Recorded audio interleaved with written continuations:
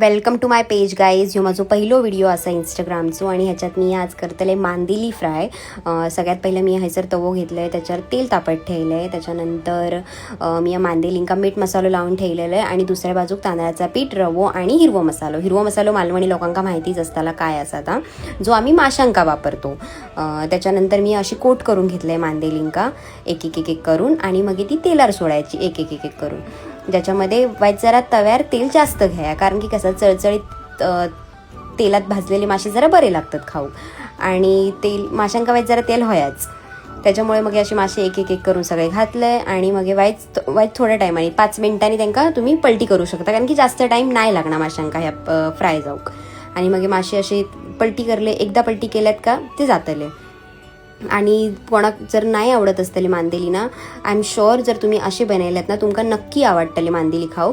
आणि सगळ्यांच्या घरात मालवणी लोकांका माहिती असताला सोलकडी वांगडा खाशात तर अतिउत्तम. अशी मी मासे भाजून घेतलेले आणि मग मी माझा ताट वाढलेले तुमका दाखवते. मी कुवळ बनवलेले, मी सोलकडी बनवूक नाही होत आहे, मग कुवळ आणि भाजलेलो मासो.